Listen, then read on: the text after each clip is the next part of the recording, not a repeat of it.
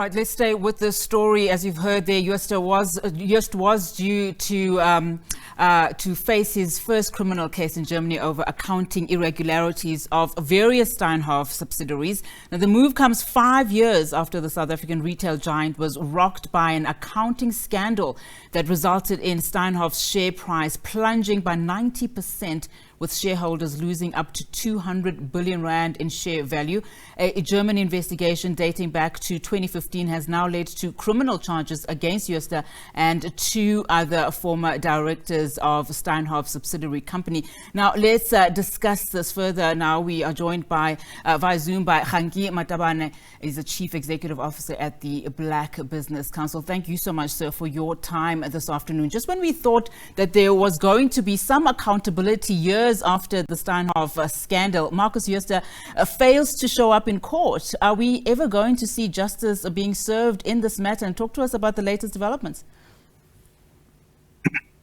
Thank you very much, and good afternoon, Unity at the SABC.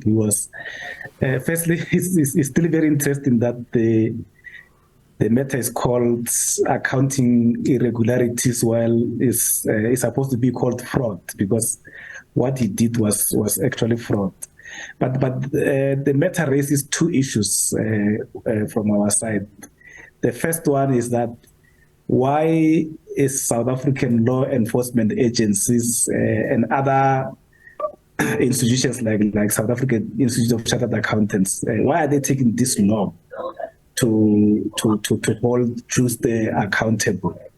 That's one part. The second part is that it looks like justice in South Africa is got eyes. It can see, because especially for SAICA, they moved very fast when it is a certain color, mainly black, and when it's white people who are involved, they move extremely slow. So those are the questions that we need to ask ourselves, because this fuels the perception that in South Africa, for you to see justice, you need to be white and have money, and we cannot have a system of justice that is taking us there, because justice for us is supposed to be equitable.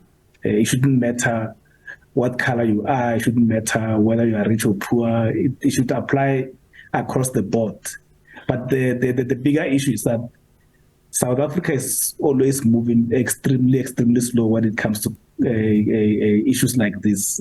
For example, on McKinsey being being blacklisted, it has to take a British person to pressurize the British government to blacklist McKinsey, and it's only then that National Treasury then jump the bandwagon and say we're also going to blacklist McKinsey. So those are, I think, that are the questions that we need to ask ourselves and then find the solution, because we need to be seen to be treating everyone equally. Mr. Matabane, you mentioned 2 issues that I'd like to speak to. The first one being race and of course, just government and the South African government's response to this particular case, or South Africa's just ability to handle these matters. I'd like to talk about, the latter. What should we then be reading to the fact that it took Germany to charge him? What does it say about South Africa's ability to deal with unethical, corrupt behavior? And of course, in this case, as you said, fraud in this large scale. Yeah, and this, I think the answer lies in us being grey listed. Because part of the grey listing is that we were not being seen to be dealing with fraud appropriately. And if we continue like this, the UK and the EU are also going to put us on their grey listing, which means that it's going to be very difficult for South Africa to do business out of the country. Even getting funding from outside South Africa is going to be very expensive, because those factors of grey listing are going to be factored into applications for funding. So it's in our interest as a country to move with speed. If we want to get out of the grey listing as soon as we can, within a year or year and a half, these are the type of issues that we need to be seen, to be dealing with, not be talking about, because we are very good at talking. We've been talking forever, but we lack action. And these are the types of actions that will show the people who are grey listing countries that South Africa is serious. But so far, we are not doing well at all.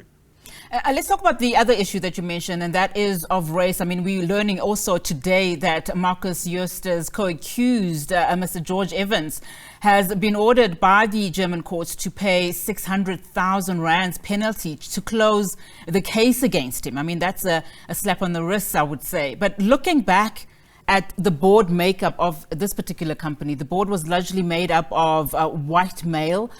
Talk to us then about the impact that might have had on just the board's ability to make decisions, and how far your organization is as a BBC in endeavoring to ensure that, you know, future board members reflect the demographics of this country. Yes, hence we are always calling for diversity, because diversity of background, diversity of culture, diversity of views will enrich discussions. So when we look at the Steinhoff board, then it looked more like a friendship club. And you know, most of the time you and I know that when you've got friends running any show, they are likely not to tell each other the truth. And then when you look at the way Markus was so powerful, I suspect probably more than 50% of the people who were serving on the board were brought by him. So probably they were owing him. Hence, they couldn't question him where he comes and presents financials to them, to them and present the annual report. No one was going to be able to raise the issues, because probably some of them were even depending on the fees that that Steinhoff was paying them. So it's important that in any environment we need to make sure that there's diversity. And as someone who's responsible for appointing boards, you need to make sure that you appoint strong people who don't depend on the board fees there, because those are people who are going to be able to raise issues, because they don't necessarily need the fees to stay there. They don't need to stay there. They can survive without the fees. But once you have board members who depend on the fees of any particular company, they won't be able to raise any issue, because for them it's about survival. And then that's what brings this type of situations to happen, because there were no diverse views there. I'm sure if you were someone who raised something else, they were just going to get rid of you, because the whole board was going to gang against you, because they looked more like friends than a proper board. Just as we wrap up this conversation, I mean, you mentioned several things that South Africa is doing doing wrong, which is testament to the grey listing. What are the lessons learned here? I mean, what can, as a South African government, do to enforce its very own laws in a manner in which we are currently seeing, as you've mentioned, the UK and now Germany? I mean, as we speak, the German prosecutors have applied for an arrest warrant of Markus Jooste after he failed to show in court today, something that you probably will never see in this country.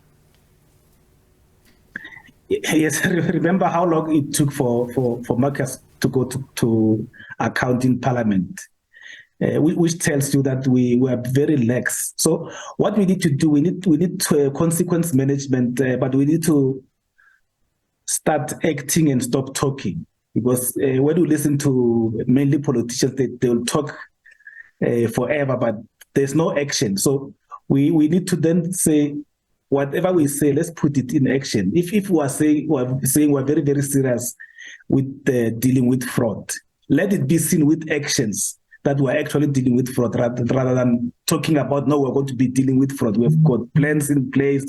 That's what we're hearing every day. But on the ground, it's not happening. Your example of Germany is very, very, very good, because they don't waste time. He was supposed to appear today. He didn't appear today. They're also dealing with the matter.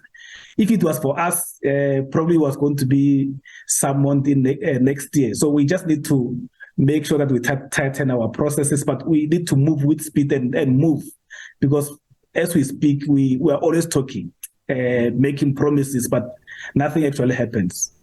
All right. Thank you so much for your time this afternoon, Mr. Matabane. Of course, Kganki Matabane is a Chief Executive Officer at the Black Business Council, weighing in there on the Markus Jooste case. Of course, we know that the former Steinhoff CEO did not pitch in the Oldenburg Regional Court today for his trial due to what he says missing travel documents. Of course, several authorities in South Africa have denied holding his passport, which he claims could be in the hands of South African law enforcement authorities. And of course, we understand that the public prosecutor's office in Oldenburg applied for the suspension of the proceedings and the issuance of an arrest warrant. So in other words, the German prosecutors have applied for an arrest warrant of Markus Jooste after he failed to show up in court today. Of course, this is a developing story, and we will keep you abreast as and when more information does come through.